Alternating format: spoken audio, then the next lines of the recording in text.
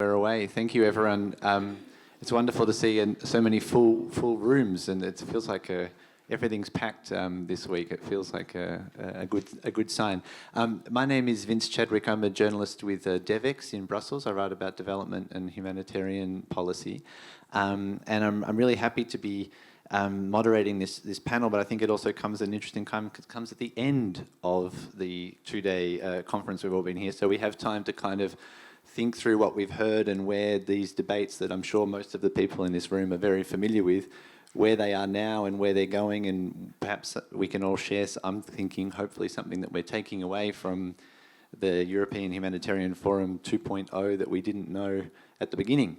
And so that's the spirit with which I wanted to start introducing our panellists. I'm going to ask them to introduce themselves and say a little bit about their work, but also one thing that they've taken away from the forum so far this year. So Ayman, we'll start with you. Thank you. Thank you so much, and hello everybody. Happy to have you all in our session. This is Iman Ibrahim. I'm from Sudan. I'm the Sudan Joint Response Program Coordinator, working with Plan International Sudan. I think one thing that I can just consider from yesterday and having today's sessions, all the talks is related to each other.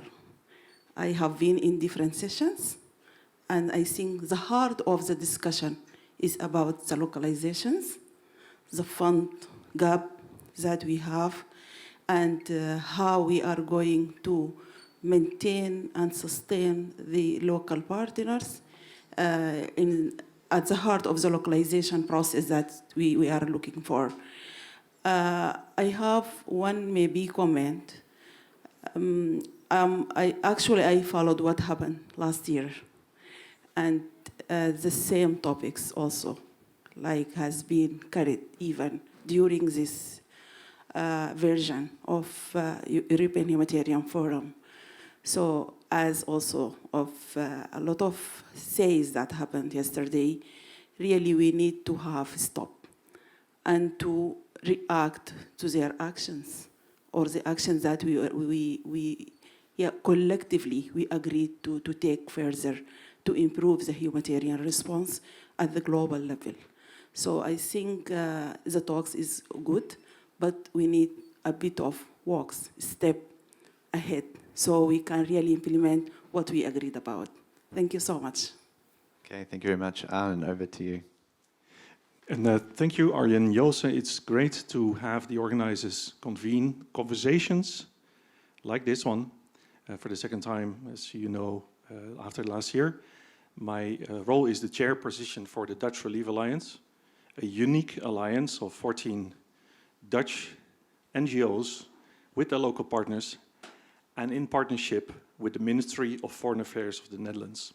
It's been a daring event for the ministry and civil society to have agreement on a multi-year block grant for 5 years, which we can pass on to the local partners and to make sure that we have quality funding and localization. And so that's novel. It's been hard work, and I'm looking forward to also have the conversation and honest and transparent insights in this session, together with input from Mariette, who you hear from shortly. But I think if there's one thing that stands out for me at this conference, you've been to many conferences I trust as I have, and I think for me the tone of voice for localization should be, from my perspective, stop talking, just do it. It's not been easy. Interagency Standing Committee Results Group 5 has said, if you have not figured everything out, that's not necessary. You'd have to be bold and make a first step. So that would be one takeaway. Stop talking, just do it. Thank you. Mariette, over to you. Yeah, I would like to echo the previous two speakers, but I think for me, what I take away from this is my second European Humanitarian Forum, and one thing that Ikena said at the opening, I kept in mind, which was listen and postpone your judgment. I really needed that in the first session, I must admit, in the opening, that reminder. But the rest of the conference is so overwhelmingly, there's such a buzz, and it's so inclusive, so with the exception of the opening session. But It's so inclusive and there's so much energy, and particularly I think in these humanitarian talks, that precisely if we want to get to action, this is where the interaction, the listening, the creative thinking, the creativity comes from. So I'm very exceptionally excited about the buzz that's generated in these 2 days. People are allowed to interlink, to listen to each other, and really find innovative ways to not only talk the talk, but to walk the talk. And I think particularly when it comes to doing better with delivery to the people that need it most, I'm very happy that localization or locally led response, locally owned response, local agency has been so much a central topic in these 2 days. So yeah, I'll leave it at that. Thanks very much. Shahida. Thank you. So my name is Shahida Suleiman. I work with Save Somali Women and Children based in Mogadishu. This is a women-led, women-founded organization that has been in existence for the last 3 decades. So we're 30 years old this year. The worst thing about coming last is that you have to echo what everyone else is saying. It feels like they were in my mind, are putting into words what I've been thinking. But again, this is a side discussion I've had with everyone, and it's a frustration as a local actor that we're still talking, you know? And one of the exciting things and one of the reasons why I feel like our session today is going to be very useful is that we're going to try and demonstrate how we can move the needle somewhat. So moving from speaking to actually trying to take concrete steps forward. Aryan has alluded to the fact that it's been a long journey. It's not easy. We will probably fail, but that's okay. And I think to speak to, it's important to move out of status quo, break the boundaries a little bit, because that growth is never comfortable. So if we're really talking about actualizing localization, then we must start doing and not speaking about the uncomfortable, but doing the uncomfortable. So thank you for coming. Why do you think we'll likely fail? I don't know if you were in the last session just before we broke, or I think the one that is currently ongoing around innovative finance. And one thing where we all shy away from is speaking the reality of humanitarian aid is very competitive. It's a competitive business, and we have established status quo, and trying to break that down is not going to be easy. So that's why I'm saying we might not fail, but fall a couple of times before we get it right enough to say, this is a blueprint of sorts. Maybe add on to it, take away from it, but it is possible to do. Fantastic, thanks very much. Let me also just say at the beginning, if you have any questions as we're speaking, please whistle, yell, jump up and down, throw something at me. We'd like to hear from you starting from now, not just at the end. So it's a real conversation. I think that's important as well. And I think we're going to kick things off with a poll that we did online to kind of set the scene. What is the best way to address the humanitarian funding gap? Ask for more money. I feel like I wrote most of my stories about people asking for more money and not many stories about people wanting to spend money more efficiently, sadly. And I think you see it in the Turkey-Syria conference. A lot of news is generated at the numbers and the figures and this right side of the screen. So this is an interesting result. 83% of respondents would like to see money spent more efficiently. So Marietta, let me start with you perhaps about this idea of quality funding. Okay. Why do you disagree? It was you all did the poll. We did the poll on social media with the Dutch Relief Alliance, and these were the results. But why would you disagree? I don't know how to spend more efficiently. I mean, I'm working really hard to spend efficiently, and we simply lack funding. Okay. And the lack of funding is costing a lot of time and energy and costs. Brilliant. I think we'll, for the purpose of people listening online, we'll use microphones where we can, but I'm grateful for the intervention. I'm sure it gives food for thought for our speakers to come in on as well. Sir, did you have a point as well? It's quite dangerous. Sorry, I think maybe a bit dangerous phrasing of the question because even with the national debates, if it's so low score for asking for more, because everybody wants to say, yes, of course, don't spend less is very good, but spend differently instead of efficiently, I would say. Okay, brilliant. It's great to have your input.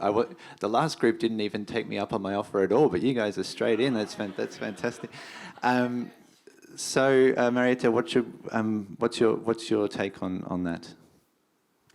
Well, I think on the quality funding as an element of bridging the funding gap, and obviously not the only one, because we do need more funding, and we do particularly have to do much more in preventing the needs. But when it comes to, as Mark Lowcock always used to say, make the little money go further, I think the grand bargain was about that, so the efficient use of that, which is basically a grand bargain between quality funding versus quality partnerships on the basis of equal footing between all the agents and actors in the humanitarian field. So quality funding for us is predictable, long-term, early, timely money, not only for our humanitarian partners and intermediate organizations, but first and foremost, and that is what the discussion has been about with the Dutch Relief Alliance as well on how we do that, to make sure that first-line responders have that same flexibility, because without that flexibility, you cannot be efficient. So predictable, long-term, early-on money is critical as a basis for quality partnerships if we really want to foster the resilience of local responders. And how did you do that with the Dutch ministry? So what we did already, obviously, for our humanitarian budget, by the way, we also increased our budget quite substantially, more than 550 million a year. But that's channeled through the UN channels, the Red Cross Red Crescent channel, and the Dutch Relief Alliance. We're going to talk about that one. Multi-annual predictable funding, we used to do that for our Red Cross Red Crescent channel and for our UN contributions. But now, with the new arrangement with the Dutch Relief Alliance, we also have a multi-annual predictable arrangement and partnership with the Dutch Relief Alliance. And we come, I think, to talk about how that works and what it does in practice, also basically in the localization agenda, and how we really support local responses in an effective and efficient way. But basically, I think for us, the story that we tell other donors, if we can do it, the Netherlands, you can do it. There's no reason why we should treat NGOs differently than multilateral organizations. But it starts, I think, with trust, long-term arrangements, predictability, being very clear on the conditions and what you need on both sides, discussing risks as well, different kind of risk and how you share those. But the basis is trust. And then for us, I think the biggest benefit in this, in moving towards this more equal partnership, is that it allows us not to focus on management of funds and accountability of funds, but really on delivery, on impact. And how do we, as I said, make the little money go further?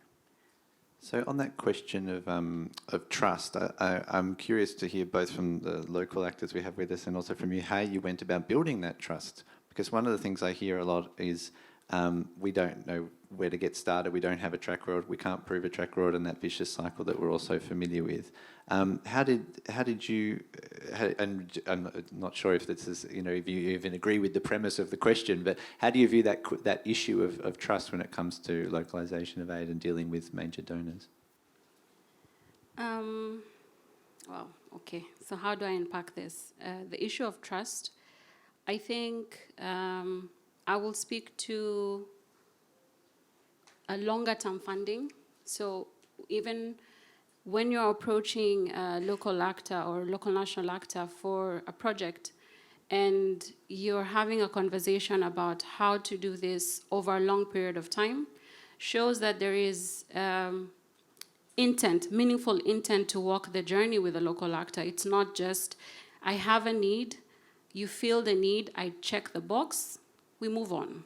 So that doesn't foster trust for us as a local actor, and even you as a donor, because then how do you demonstrate to whoever you're receiving funds from that this is something that's sustainable, impactful, that you can build on, that you're learning on. So to speak to that, I think longer term, and it's actually part of my wish list when you talk about quality funding, one is to think about further than just the immediate. So also moving away from just a project-based and more into system strengthening, because if one thing COVID taught us, it's that everyone was dealing with a crisis on their own. But for example, in Somalia, it's the local actors who really dug deep, was there for the communities. And at that time, we had trust for local actors, right? Where we cannot reach them, you're the ones who are there. But then after that, now we talk about capacity. Oh, no, we don't have enough capacity. Oh, we have so many roadblocks. So to go back to that, I think another thing I would say is to foster the dialogue. I know we're talking a lot, but having a seat at the table. So with the DRA, one thing I can comfortably applaud is that, so I sit as the chair of the local advisory group, and this gives the local actors a platform. So in each of the joint responses, you have a representative that sits at the table and can influence the board of directors, the board of supervisors, the Ministry of Foreign Affairs, as to what is working, what is not, how can we improve the partnerships. So I think this, having the power to voice that and having a space where that is welcome really does foster trust, because then we don't have to feel like we're being siphoned off by so many different layers and our voice either gets diluted or not heard at all. So, yeah.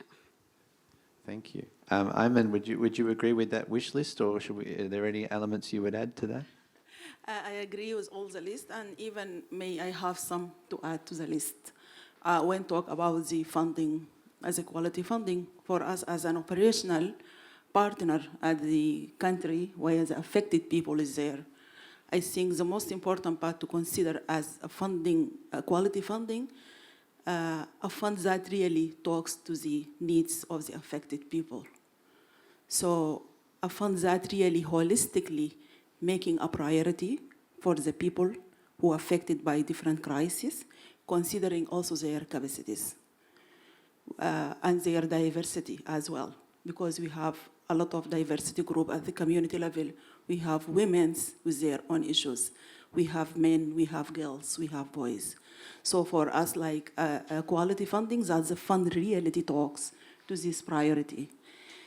In addition to that, also, a fund that give us like a space to engage with the existing community mechanisms, because we work through community-based organizations, and we have a lot of community-based organization, community committees, where really the quality funding is the funds that really give us a space to be part of those groups, to engage with them, and to build their capacities.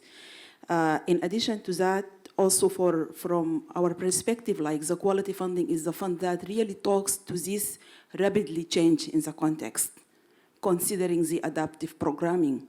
For example, with the Dutch Relief Alliance, we have, in addition to the program fund, which is very confirmed, also we have another type of confirmed fund, which is a contingency fund.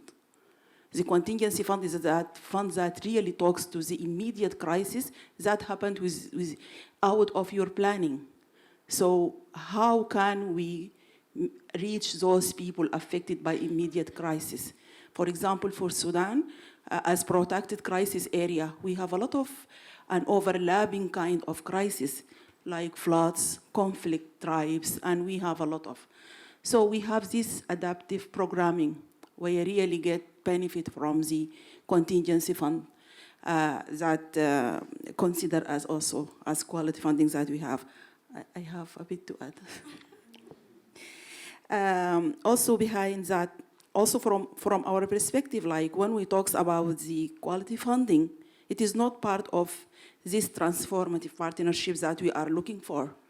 Because for us, whenever we have fund, really support us to break the inequality power between the local partners and the INGO, for us, it considers as quality funding. So really for an example, again, from the Dutch Relief Alliance Fund, within the joint response, we come to an idea that really we need to break this kind of silos working. We need to give all the partners equally voices. So we come up with an idea of having national program committee at the national level, because our project is a consortium composed of 10 partners, 7 local partners, and 3 INGOs. So we formulated a national program committee composed of these 10 representatives of the consortium.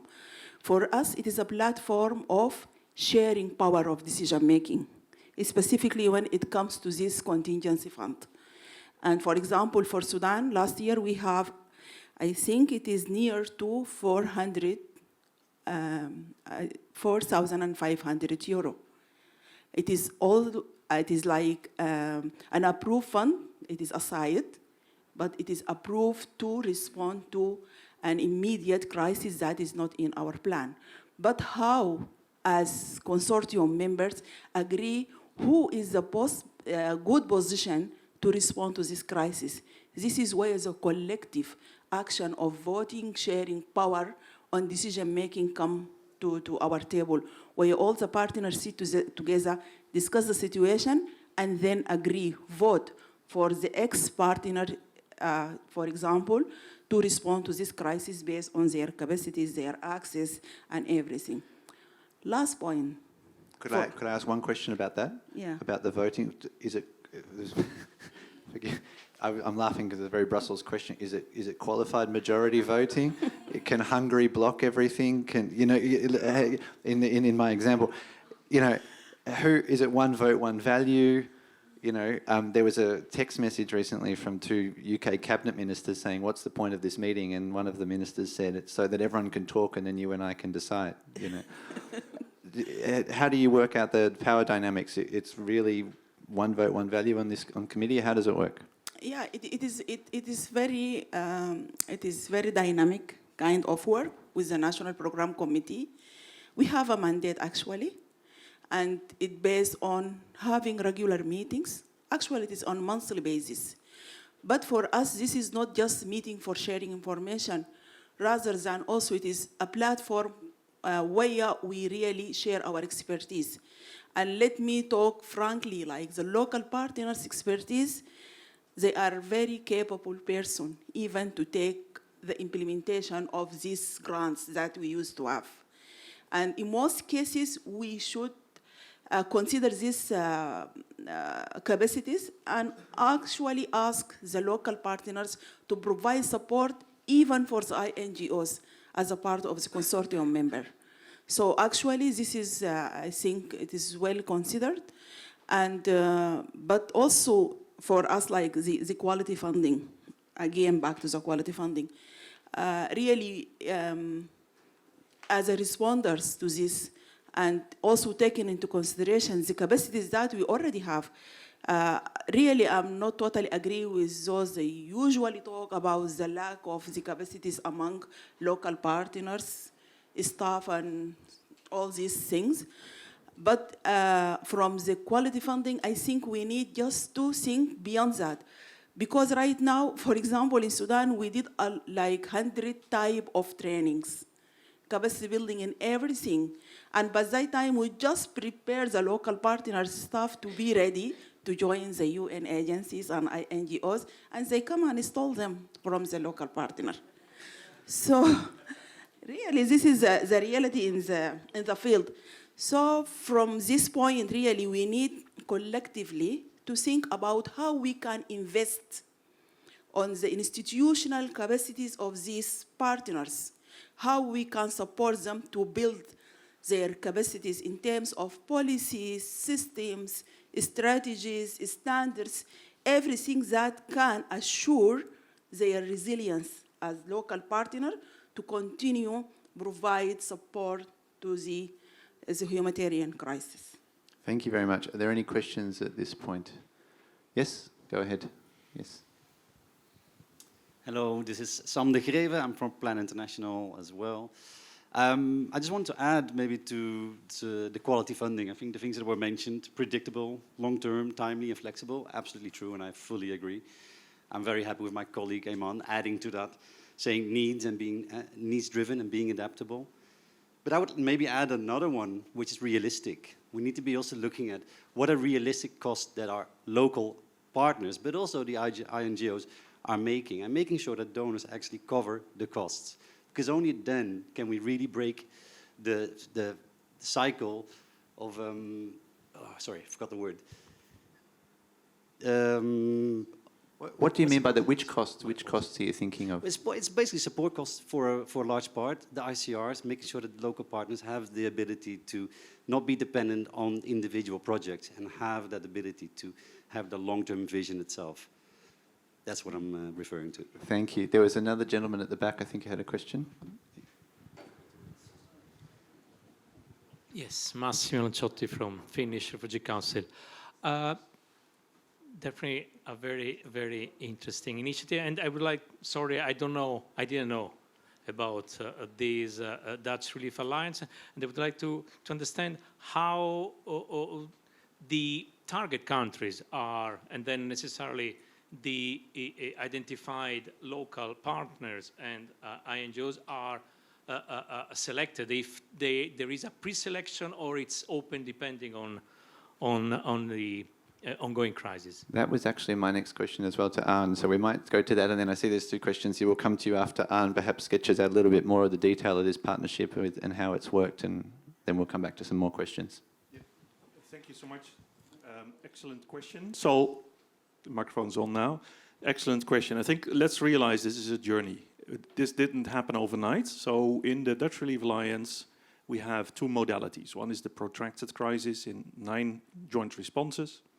And they have 2 years program, and now we are redesigning for 3 years. And we have kind of, so to say, the keys and blessings from the ministry. And of course, like in good conversation, to then do a priority country selection where the protracted needs highest.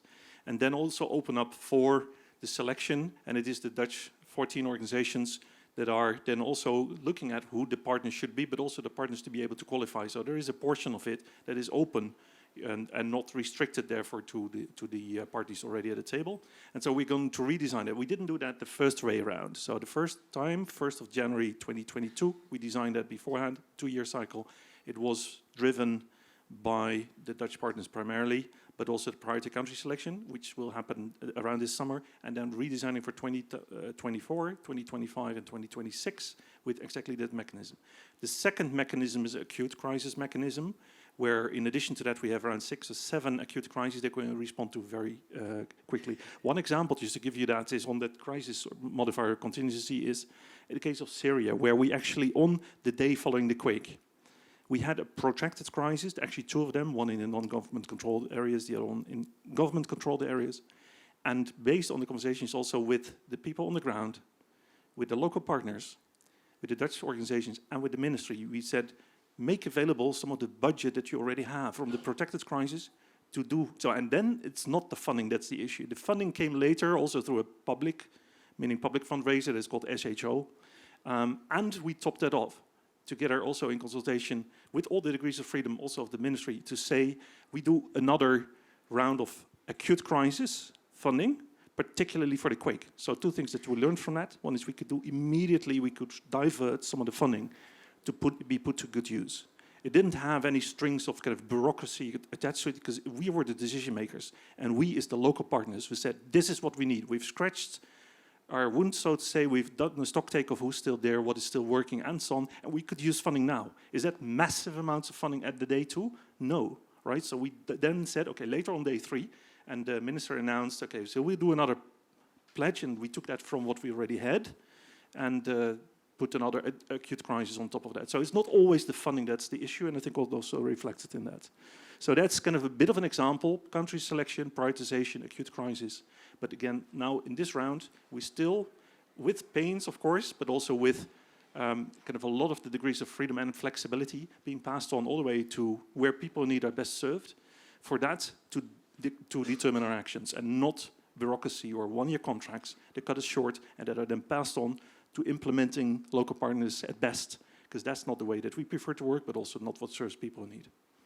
Thanks very much. There were some other questions down here quickly. Yes, the gentleman. Hello, my name is Azmat Khan and I'm working with an organization called FRD in Pakistan. Just adding to what Iman has said on the capacities and having a document which we call policy for X and policy for Y or policy for Z is a step towards institutionalization. But giving the overhead costs to the local actors so that they are not used just as a subcontractor during a program implementation and they can survive on their own. That is just to complement it. And there is a small question for the Dutch ministry, and that is like, it is good that you people are giving flexible and quality funding to the UN and the Red Cross. But the flexibility and the evolving needs are actually happening on ground. So is there a mechanism where the ministry is tracking that the funding which went with the quality aspect with flexibility to the headquarters of the Red Cross or the UN agencies, how much flexibility did this funding carry when it reached to the ground? Thank you. Marietje, would you like to come in on that? Yeah, I think as we do with the Dutch Relief Alliance, we are in a constant dialogue also with our other partners from the Red Cross, Red Crescent, as well as the UN, to make sure and to monitor that indeed the flexibility that we allowed is transferred. Obviously, we went furthest with the Dutch Relief Alliance. It's for the big humanitarian organizations sometimes a bit more difficult. But that discussion is very actively involved, and through our, for instance, with the country-based pooled funds, we're also in the boards in country and make sure to monitor and to push that actually that flexibility is transferred. I think, as I said, it's flexibility in terms of time and timeliness. It's also cost recovery. I think we with the Dutch Relief Alliance, we agreed that up to 6% of the indirect cost recovery is actually transferred to the local partners, which I think is a really impressive step taken by the Dutch Relief Alliance. And I think it's an example for many to follow. As I said, also risk sharing is also one of the other things, big things because we obviously tend to just delegate the risk down the line, not only the fiduciary risk, but also the political risk. So I think to have really a joint analysis of what actually the risk for every partner in that line is, and to agree beforehand how we respond when a risk occurs and share that risk. We do that through a risk platform with ICRC and InterAlert, and I think that really also helps, to really get to these equal partnerships. And maybe on equal partnerships, as I said, flexibility of funding is one thing, transferring that flexibility, sharing the risk, but it's also obviously like the basic thing is like who is setting the agenda, and how do you do that? And I think there as well, the Dutch Relief Alliance has developed methods to really have the effective people in the driver's seat. So I think both who sets the agenda with a national program council, but also to whom are we accountable? When it comes to, and the last thing, the very important thing, for years I've been advocating in my ministry to stop capacity building. Because I think that obviously we know that the wisdom and the knowledge of what the needs are in country. And that the major reason why it's difficult to have then direct access to resources is precisely because of all the strings we attach to it, and that we're more focused on trust and on control than on trust. But I fully agree that the capacity is there. It's for us to basically foster the capacity and the resilience that's there in the most efficient, effective way so that we reach the maximum amount of people that we can reach. So I think it's a very valid point and very much part of that equal partnership, or a partnership on equal footing, that we really tap and foster the knowledge and the capacity that is there and the resilience that's there. I know the other gentleman had a question here, but I'm just going to be a hog of my own for a second and ask Shahida to come in on this question about capacity building. I actually did a story last month about an audit of the European Union's climate action initiative, which found it had zero impact, and it was a shame because it cost $700 million. But they said this initiative had very little impact on the ground because what you did was you sent European experts to do capacity building for people who then went to work for the World Bank or moved on. And this, I think, very familiar phenomenon that we're describing.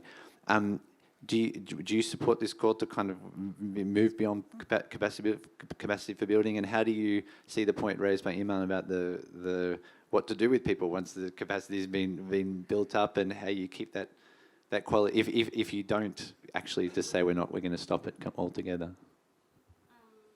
So when I spoke about quality funding, I think one of the things I alluded to was moving away from project-based strengthening to systems strengthening.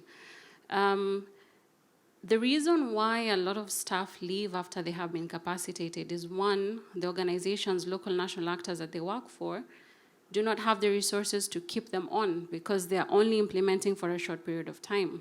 So if we address that with multi-year funding, staff will stay. The second thing is that we are capacitating staff outside of a system. So the skills you have transferred to them, when they come back to the local organizations, how will they use the skills if the systems to handle the skills are not within the organization? So I echo that we're moving away from the word capacity building, because capacity is also very subjective. When you talk about reach, when you talk about the abilities to mobilize communities, to actually implement, who has the strongest capacity? It's the local actors. We are only failed in capacity when it comes to resource. So it's about leveraging. And one thing yesterday that was mentioned is language also matters a lot. We're moving away from speaking about capacity building. We want to talk about capacity sharing. How can we leverage the capacity that local actors have for INGOs? And how can local actors leverage the capacity of INGOs for the good of the communities we serve?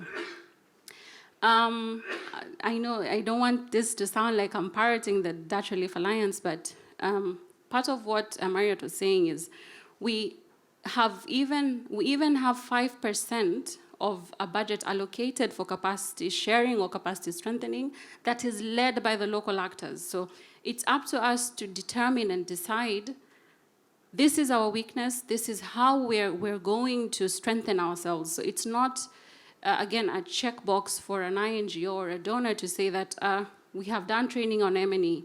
While maybe that is not what we needed, maybe we needed more on the ERP. Maybe that's what we needed. So I think we're in a healthy space to discuss this, but I think we need to move away from saying capacity is very subjective. We, to a very large extent actually, INGOs come to local actors to carry out their projects because that's what we do. We do the job for you. You take the credit, and then you say, but they cannot do a good job or they don't know how to do the job. So we cannot have our cake and eat it as well.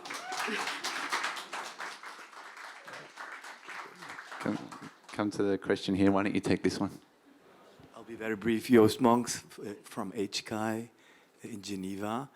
Super panel. I would have called it Walking the Talk, promoting the agenda on quality funding and localization to start. The question about risk sharing was already addressed by Mariette, so thank you for that. Follow-up question there would be, what language do you use talking about risk? Is there a common language? So that's one. The second question, I don't know, maybe it's too early, maybe at this point, why can't other donors emulate the example that is being set? What are the key barriers here? So I don't know whether you have an opinion or whether you can answer this question, but it is a key question because this is a model from what we see at this point. Thank you. Who wants to take the first one on risk? Perhaps Ayman?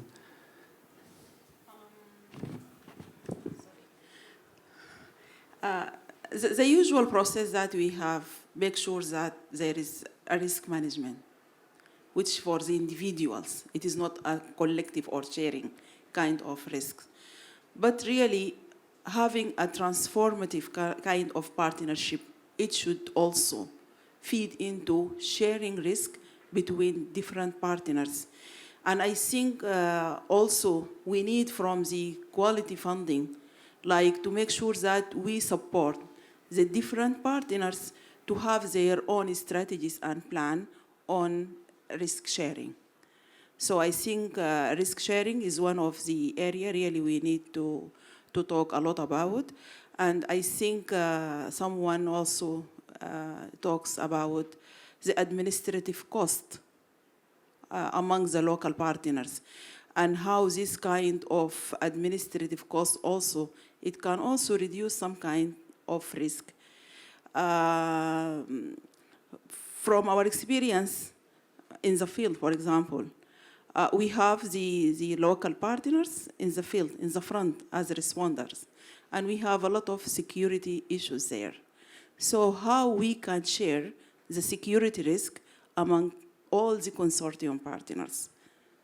The other things like what we talk about, the administrative cost, the system, the resilience of the organizations, also we can also take into our consideration the audit purpose, which also is a risk, like, because a lot of kind of, I know this is the talks, like how we can manage the fraud, for example. So also we need really to have a dialogue, a deep dialogue on how we can mitigate all these risks and share among all the consortium members. Thank you. And maybe one of our Dutch friends can come in on why not everyone can do this, or maybe they can and they're just not. Yeah, I'll take a first stab and then also hand over to Mariette. Folks, this will cause pain. So to Sam's question, but also to Joost's question, transformation doesn't happen because we're convenient.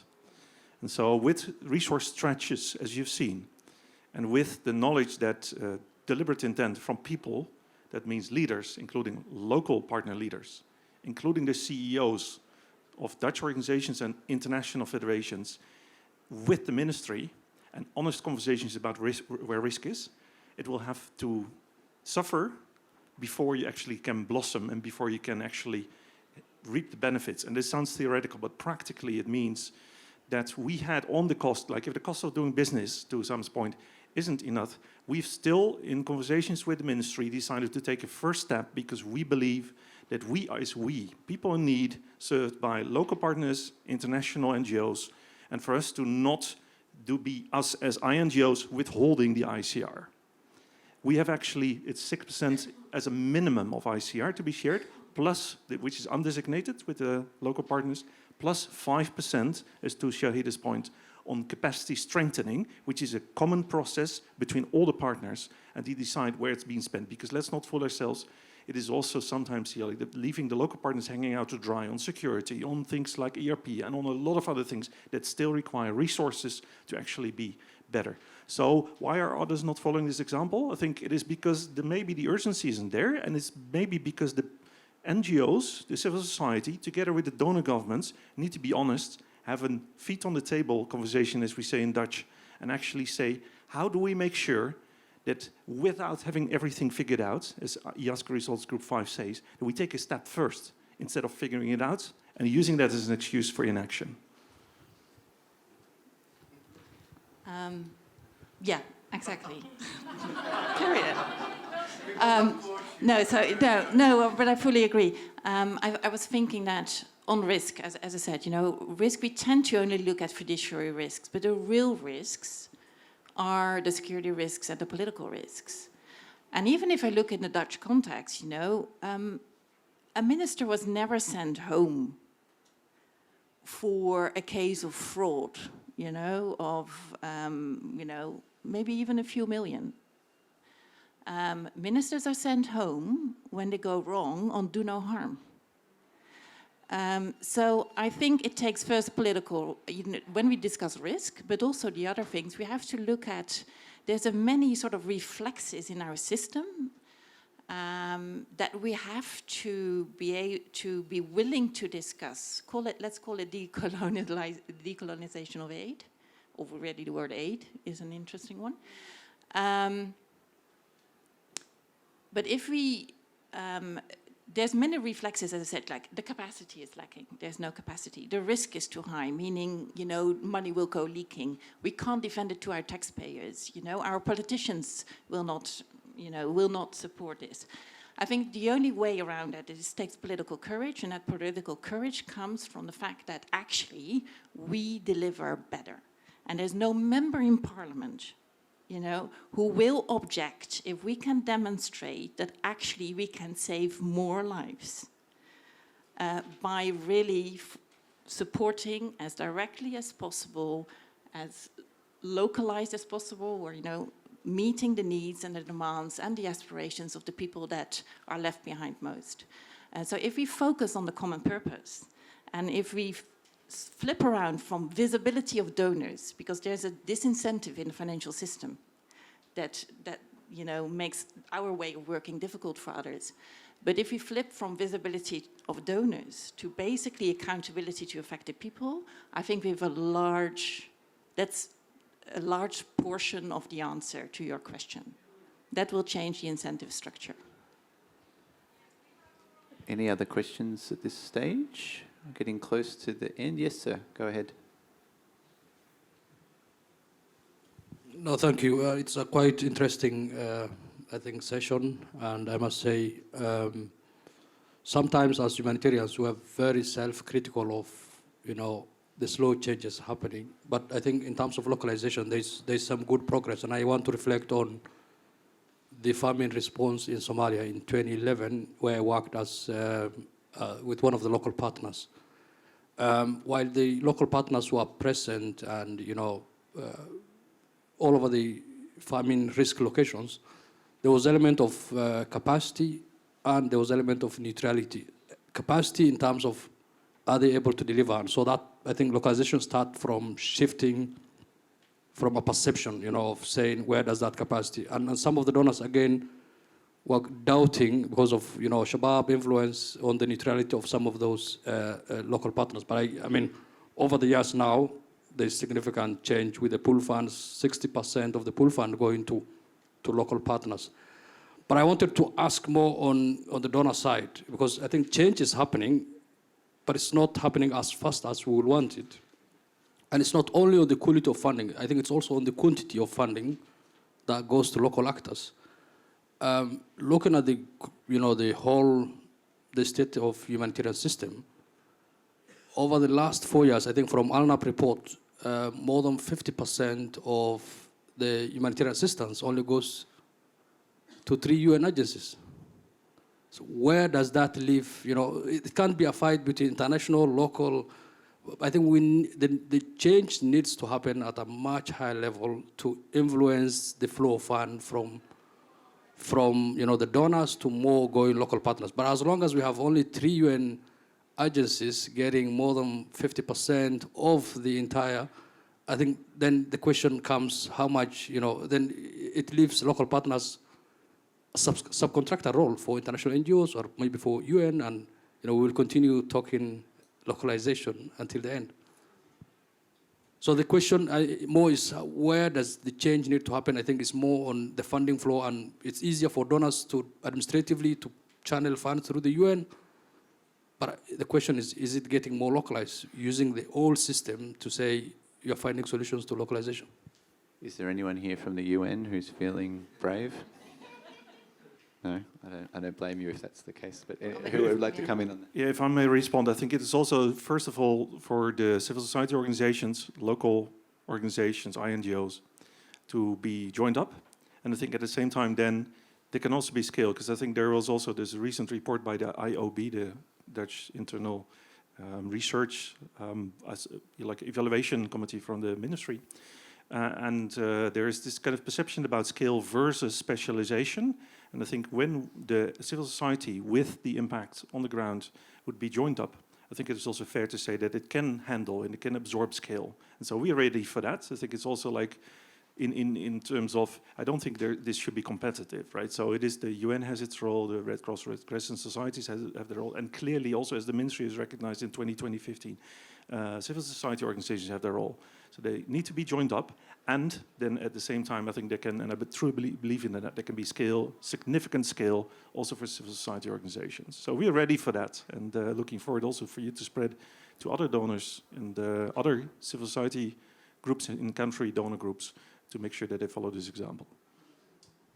Can I clarify something? Because at the beginning we said it is competitive and we need to accept that it's competitive.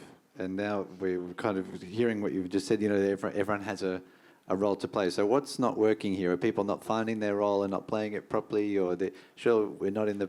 maybe Shahida, I can bring you back in because you were the one who mentioned the inevitability of competitiveness at some stage. So is the orchestra not playing in tune yet, or how do you see this?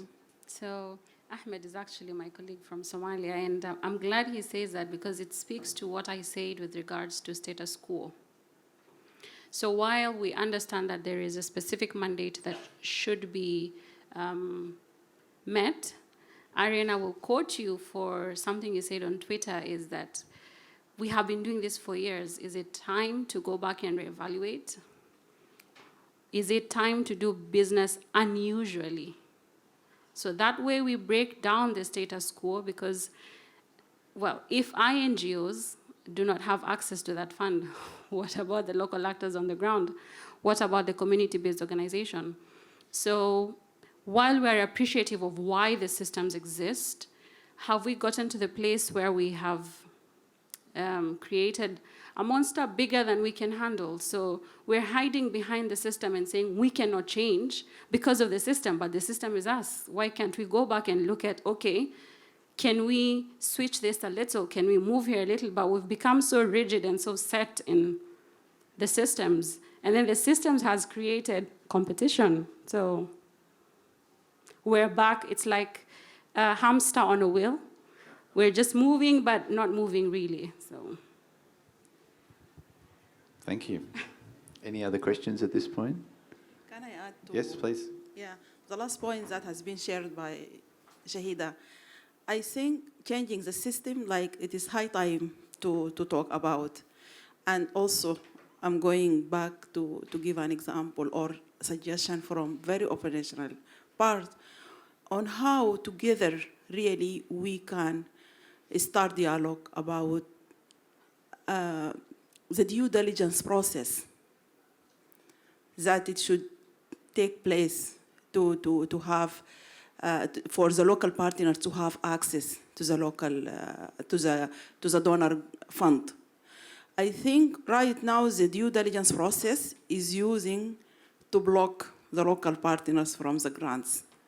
But really we need to take this process as an opportunity to strengthening the institutional capacities of the local partners so they can get chance to have an access direct to the donor fund.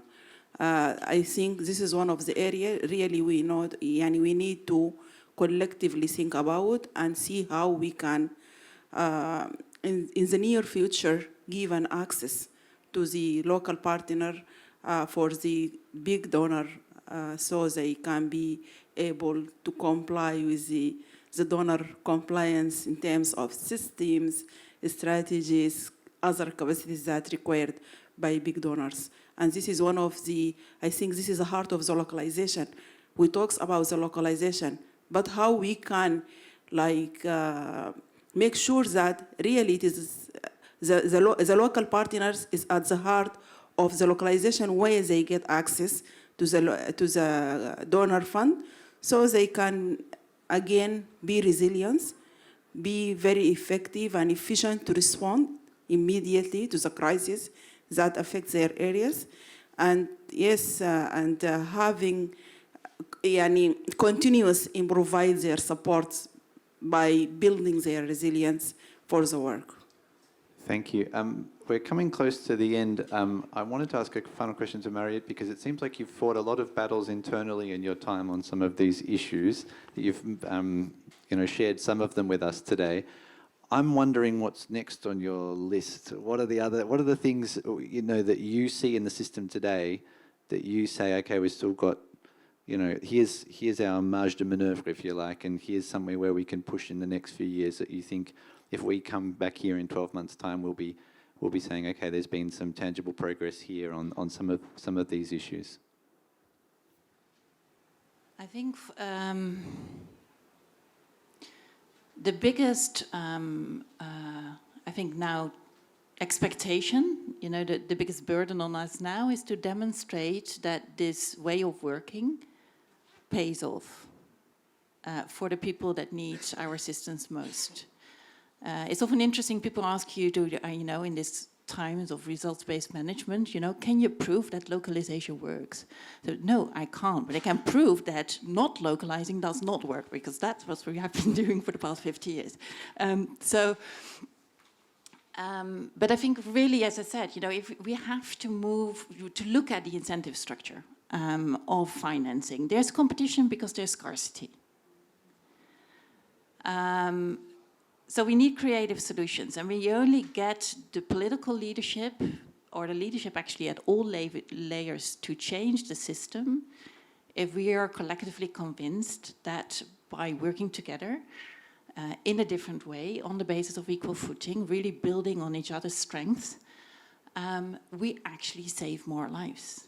So we really need to get the stories out from Shahida, from Ahiman, on what it does and what they can do with basically more flexibility, more trust, and basically people being there to support them in the cause that they have been fighting for decades. So I think get those stories out is very important, and then the leadership will follow. It's an interesting question, more than what, because usually when you're trying to show progress, you have to compare it with something, right?